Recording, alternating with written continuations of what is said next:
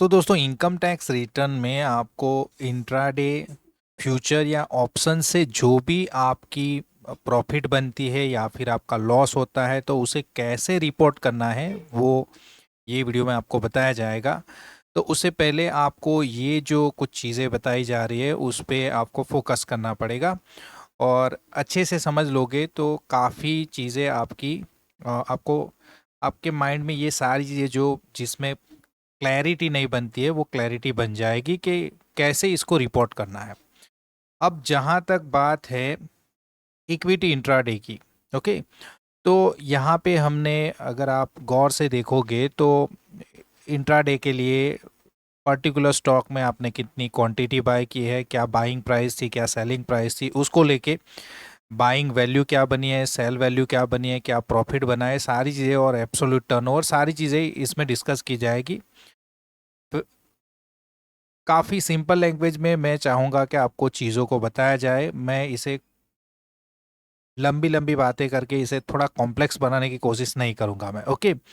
तो सिंपल सी लैंग्वेज में कोई लेमैन को समझ में आए उस तरह से मैं आपको समझाऊंगा कि इंट्राडे अगर आपने किया है तो इंट्राडे में कुछ भी नहीं देखना है आपको। आपका जो भी स्टेटमेंट है वो स्टेटमेंट में जाना है और जो बाइंग वैल्यू का टोटल होता है मीन्स आपने जिस प्राइस पे स्टॉक को बाय किया है, जैसे यहाँ पे समझ लीजिए 1 लाख का प्राइस है, समझ लीजिए ये एमआरएफ का स्टॉक है और उसकी 50 क्वांटिटी बाय की है तो बाइंग वैल्यू कितनी बनेगी 50 लाख। और 1,10,000 पे अगर बेचा है तो वो सेल वैल्यू बनेगी 5,55,00,000, ओके। अब ये दोनों को जोड़ लेंगे तो बाइंग सेलिंग मिला के 50 लाख का आपका प्रॉफिट हो गया। अब वैसे ही आप यहाँ पे देखोगे तो दूसरा एक स्टॉक है जिसको हजार में जिसको 2500 में हमने बाय किया था और 2200 में हमने बेचा था, तो उस हिसाब से 25 लाख और 22 लाख हमारा बाइंग और सेलिंग वैल्यू बनता है और 3 लाख का हमारा यहाँ पे लॉस बनता है। अब यहाँ पे जब एब्सोल्यूट टर्नओवर की बात होती है तो एब्सोल्यूट टर्नओवर माने जो भी डिफरेंस रहता है प्रॉफिट लॉस के बीच में वो दोनों को जोड़ना है। मीन्स कभी लॉस हो जाए तो लॉस को भी टर्नओवर में कंसिडर करना है और प्रॉफिट को भी कंसिडर करना है।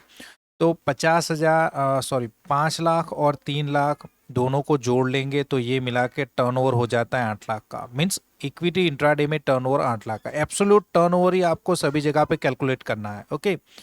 जहाँ पे जो भी प्रॉफिट और लॉस बना है वो दोनों को जोड़ लेना है और वो हो जाएगा आपका एक्चुअल टर्नओवर। तो ये सारी चीज़ें आपको पता होनी चाहिए। अगर नहीं पता है तो आपने अभी सुन लिया है तो आपको पता होना चाहिए। अब यहाँ पे हमारा प्रॉफिट बनता है 2 लाख का। फ्यूचर में भी ऐसे ही कैलकुलेट करेंगे, फ्यूचर में भी आप ये सारी चीज़ें देख सकते हो लेकिन इतने डिटेल में हम नहीं जाएंगे। आप ये देखोगे तो पता चल जाएगा कि 3 लाख का हमारा प्रॉफिट बना था एक स्क्रिप्ट में, और दूसरी स्क्रिप्ट में या दूसरा कोई हमने काम किया उसमें 60,000 का हमारा लॉस हो गया। तो कुल मिला के 2,40,000 का हमारा फ्यूचर का प्रॉफिट हो गया। और टर्नओवर की बात करें तो ये 3 लाख प्रॉफिट जोड़ लेंगे और लॉस जो है तो ये 2 ही होंगे या 3 ही होंगे ऐसा नहीं है, आपको स्टेटमेंट में देखना है। हो सकता है आपके 50 फ्यूचर और ऑप्शन में आपने काम किया या फिर इंट्राडे में काम किया, लेकिन इस तरह से कैलकुलेशन होती है जहाँ पे टर्नओवर को कैलकुलेट करना है। तो यहाँ पे भी टर्नओवर आपका हो गया 3,60,000, ओके। और आपका जो प्रॉफिट है वो है 2,40,000। अब ऑप्शंस की बात करें तो उसमें भी ऐसा ही कैलकुलेट किया जाता है। कई लोग वीडियो में ये बता रहे हैं कि उसका कैलकुलेशन इस तरह से करना है, मीन्स वहाँ पे आपका 10,000 का लॉस भी कंसिडर करना है, 15 लाख का सॉरी 1 लाख का लॉस है, 15 लाख का लॉस है, ओके। 16 लाख का तो ऑलरेडी लॉस हो गया है और ये तो जोड़ना है, लेकिन उसके साथ जो सेलिंग वैल्यू होती है ये वैल्यू उसको भी जोड़ना है। तो ये जो चीज़ें थी वो अभी के लिए एप्लीकेबल नहीं है। आई थिंक 2020-21 से जो मैं उस पर ज़्यादा आपको मीन्स कॉन्फिडेंटली नहीं बोल पाऊंगा, लेकिन एक अमेंडमेंट आया है जो 20-21 या 21-22 है, जिसमें बोला गया है कि अब आपको एब्सोल्यूट टर्नओवर जो आप इक्विटी इंट्राडे फ्यूचर के लिए जैसे कैलकुलेट करते हो वैसे ही मीन्स प्रॉफिट एंड लॉस का डिफरेंस है, दोनों को कैलकुलेट करना है और वही आपका टर्नओवर रहेगा। तो यहाँ पे अगर टर्नओवर की बात करें तो इसको अभी भूल जाओ, ये पिछले कुछ सालों में ये चीज़ें की जाती थी, लेकिन अब के लिए आपको ऐसा ही कंसिडर करना है कि 15-16 लाख का आपका टर्नओवर हो जाएगा, ओके। तो यहाँ पे 6 लाख का या 60 लाख का टर्नओवर कंसिडर नहीं करना है, लेकिन 16 लाख का। अब आपने बेचा है, कॉल बेचा है या पुट बेचा है। अब जिनको ऑप्शन में जो लोग खेल रहे हैं उनको पता होगा कि कॉल या पुट आप सेल करते हो और जो आपको रिसीव होता है प्रीमियम, अगर वो वाले केस में है तो जो भी आपने स्क्वायर ऑफ किया है, जब जो आपको ऑप्शन में जो आपका प्रीमियम रिसीव हुआ है वो कंसिडर करना है। ये कुछ बोला जाता है डेफिनेशन में, लेकिन इतनी डिटेल में नहीं जाएंगे, आपको सिंपली इतना समझना है। बस ये एब्सोल्यूट टर्नओवर वाला का जो फंडा है वो ऑप्शन में भी अब लगाना है। अब ये जो टर्नओवर आप कैलकुलेट करते हो, वे टर्नओवर, अगर टर्नओवर हम जोड़ ले चले पिछले सालों में जो कैलकुलेट किया जाता रहा उस हिसाब से मैं बता रहा हूँ, अदरवाइज कैलकुलेशन तो ऐसे ही होगा। ओके, अब के सालों में यही वाला कैलकुलेशन कंसिडर करना है आपको, टर्नओवर इस हिसाब से ही कंसिडर करना है। लेकिन अगर समझ ले, हम ऐसा समझ ले कि चलिए यही टर्नओवर है, तो टर्नओवर हमारा 71,60,000 का अगर बना है, मैं फिर से बता रहा हूँ, ये अभी ऐसे टर्नओवर का कैलकुलेशन ऑप्शन में नहीं होता है। इक्विटी, फ्यूचर और ऑप्शन तीनों में एक ही तरह का अभी कैलकुलेशन होता है, अदरवाइज इसको भूलना है। लेकिन ये पहले जो था, तो समझ लीजिए कि आपका 71 लाख का टर्नओवर हो गया है। तो वो वाले केस में ये जो टर्नओवर है, वो टर्नओवर क्यों ढूंढा जाता है? टर्नओवर इसके लिए ढूंढा जाता है कि क्या ऑडिट रिक्वायर्ड है क्या। अभी के लिए जो क्राइटेरिया है उसके हिसाब से अगर 10 करोड़ से ज़्यादा आपका टर्नओवर है, ये इस हिसाब से, ओके, तो ये वाला अभी तो ओके। तो मीन्स टर्नओवर 71 लाख का है यहाँ पे, तो ऑडिट के लिए हम लायबल नहीं है। ऑडिट अंडर सेक्शन 44 ए भी बताता है कि 10 करोड़ से ज़्यादा अगर टर्नओवर होगा तो आपको ऑडिट करवानी है। तो यहाँ पे 10 करोड़ से कम है तो ऑडिट करवाने की ज़रूरत नहीं। लेकिन 10 लाख से ज़्यादा अगर टर्नओवर है तो वो वाले केस में आपको बुक मेंटेन करने पड़ेंगे। मीन्स यहाँ पे आपको सिंपली आईटीआर जब फाइल करते हो तब मेंटेन बुक्स ऑफ अकाउंट में यस वाला ऑप्शन पिक करना पड़ता है। अब ये टर्नओवर का क्राइटेरिया इसी के लिए होता है कि हमें ऑडिट करवाना है कि नहीं है, या फिर हमें बुक्स ऑफ अकाउंट मेंटेन करने हैं या नहीं है, उसी के लिए। अब ये चीज़ों को थोड़ा प्रैक्टिकली समझा जाए तो देखिए, जब भी आपका कभी प्रॉफिट बनता है तो सिंपली आपको जाना है, पहले तो ये देख लेना है कि टर्नओवर का जो क्राइटेरिया है, अगर बुक्स ऑफ अकाउंट भी मेंटेन करने जरूरी, 10 लाख का टर्नओवर भी नहीं हुआ है ये तीनों को जोड़ के, तो फिर कुछ भी नहीं करना है आपको। सिंपली ये पीएनएल वाला जो शेड्यूल है उसके अंदर जाना है। Then simply no account case वाला जो ऑप्शन है उसमें ऐड में जाओगे आप, और यहाँ पे आपको बिजनेस का ऑप्शन मिलेगा। अब यहाँ पे क्या करना है, अगर एफ एंड ओ का आपका प्रॉफिट बना है तो वो वाले केस में आपको यहाँ पे ग्रॉस रिसिप्ट मीन्स जो भी आपका टर्नओवर है वो यहाँ पे मेंशन करना है। ओके, जो भी टर्नओवर है जो अभी हमने ढूंढा था वो टर्नओवर यहाँ पे मेंशन करना है। कैश रिसिप्ट तो नहीं होगा, ये पूरा जो पेमेंट होगा वो बैंकिंग मोड से ही होगा, क्योंकि हम ज़्यादातर ऑनलाइन ब्रोकर का ही यूज़ करते हो और ऑफलाइन एक्टिविटी तो इसमें रहती नहीं है। तो ट्रांजेक्शन पूरा जो होता है वो ऑनलाइन होता है और बैंकिंग मोड से होता है। तो पूरा जो हमारा टर्नओवर है ये यहाँ पे मेंशन करो आप। एफ एंड ओ की मैं बात कर रहा हूँ, ओके, एफ एंड ओ की, इंट्राडे की बात नहीं कर रहा हूँ। तो एफ एंड ओ का टर्नओवर यहाँ पे मेंशन करना है जिस हिसाब से आपने ढूंढा है। देन ग्रॉस प्रॉफिट आपको बताना है कि प्रॉफिट आपका कितना बना है। तो प्रॉफिट आप जैसे स्टेटमेंट मिलेगा तो आपको प्रॉफिट मिल जाएगा, इतना प्रॉफिट हुआ है। अब उसमें जो एक्सपेंसेस होते हैं, ब्रोकरेज वगैरह, वो सारा चीज़ें आप जोड़ लोगे तो एक्सपेंस भी आपको स्टेटमेंट में मिल जाएगा। वो सारे स्टेटमेंट एक्सपेंसेस को आप यहाँ पे डिडक्ट कर सकते हो और आपको नेट प्रॉफिट यहाँ पे मिल जाएगा, सिंपली ऐड कर लेना है। तो इस तरह से आपको अगर प्रॉफिट हुआ है एफ एंड ओ में तो आप यहाँ पे आप बता सकते हो। अगर इंट्राडे में आपका प्रॉफिट हुआ है या फिर लॉस हुआ है, ओके, बिजनेस वाला ये जो ऑप्शन है वहाँ पे मैंने बोला एफ एंड ओ से अगर प्रॉफिट हुआ है तभी यहाँ पे रिपोर्ट करना है।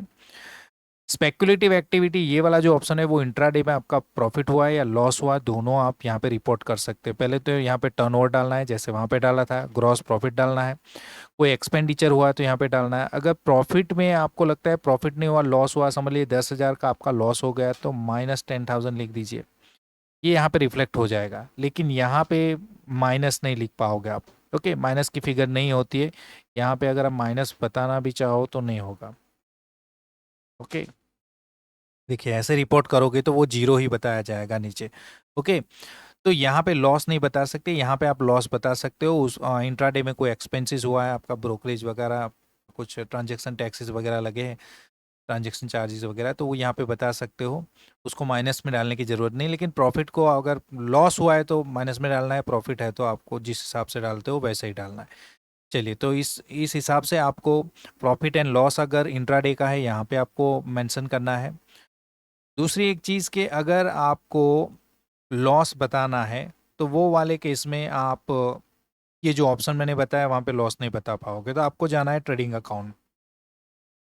अब ट्रेडिंग अकाउंट में जाके आपको कुछ भी नहीं करना है, ये जो रेवेन्यू वाला ऑप्शन है यहाँ पे क्लिक करना है और ग्रॉस रिसिप्ट वाला जो ऑप्शन, चलिए इसे एडिट पे जाएंगे और एडिट में जाके यहाँ पे मेंशन करना है कि सेल ऑफ ऑप्शन, ऑप्शन जो आपने सेल किया उसकी टोटल सेल वैल्यू कितनी है, अब वो ढूंढना है आपको। जैसे यहाँ पे मुझे बताना है तो मैं बता सकता हूँ, ये सेल वैल्यू वो जो पूरा टोटल होगा, इसका पूरा टोटल जितने भी आपने ऑप्शन सेल किए हैं तो वो सारे का टोटल कर देना है, सेल वैल्यू का टोटल।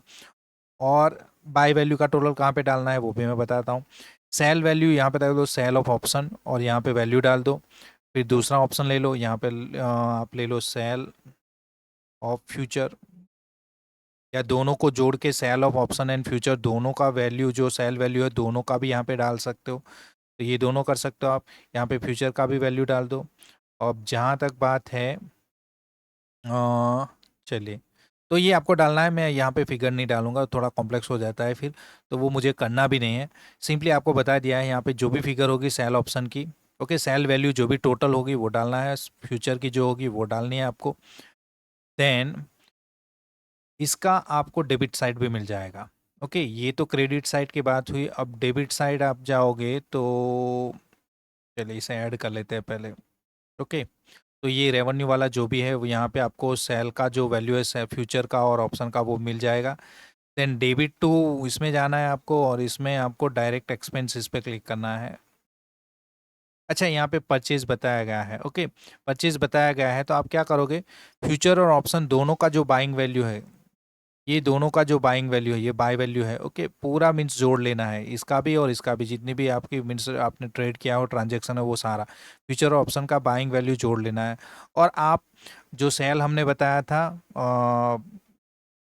ट्रेडिंग अकाउंट के क्रेडिट साइड पे, ओके, तो वो भी आप कर सकते हो कि एफ एंड ओ का सेल टोटल बता सकते हो, और यहाँ पे भी परचेज में आपको जैसे यहाँ पे परचेज मिल गया काम का, अच्छा ये परचेज में भी वो वैल्यू डाल देनी है, दोनों का बाइंग वैल्यू, ओके, ये दोनों डाल दोगे तो आपका जो लॉस बनता होगा वो लॉस अपने आप यहाँ पे रिफ्लेक्ट हो जाएगा। बस इतना ही करना है, ओके, और इसे कंफर्म कर लेना है। अब इसे वीडियो को लंबा बनाना है तो मैं लंबा खींच सकता हूँ, लेकिन आपको शॉर्ट एंड स्वीट मैंने बता दिया कि क्या करना है। लॉस हुआ है तो इस हिसाब से आप बताओ, ओके, यहाँ पे रेवेन्यू में आप जाओगे और वहाँ पे सेल वैल्यू में पूरी फ्यूचर एंड ऑप्शन की जो सेल वैल्यू है वो डाल दो, यहाँ पे बाय वैल्यू डाल दो, ओके, परचेज में बाय वैल्यू डाल दो, तो आपको लॉस यहाँ पे दिख जाएगा, ओके।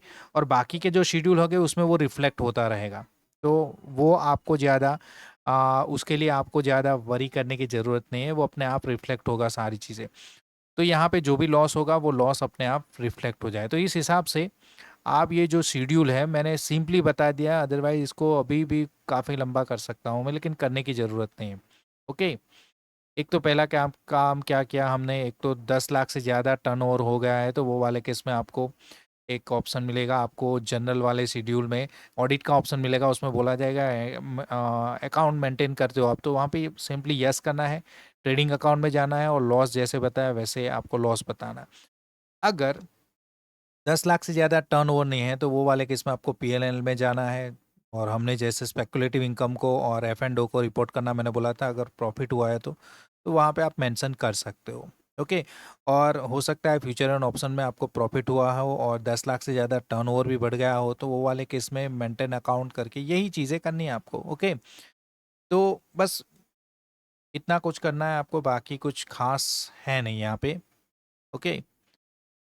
अदरवाइज़ आपको कोई क्वेरी है इसके ऊपर तो आप मुझे कमेंट करके बता सकते हो। मैं चाहता हूँ कि ये वीडियो लंबी ना हो और शॉर्ट में आप ये सारी चीज़ें समझ पाए हो। अगर वीडियो आपको अच्छी लगी है तो प्लीज़ वीडियो को लाइक करें, शेयर करें और चैनल को ज़रूर से सब्सक्राइब करें। Thank you so much.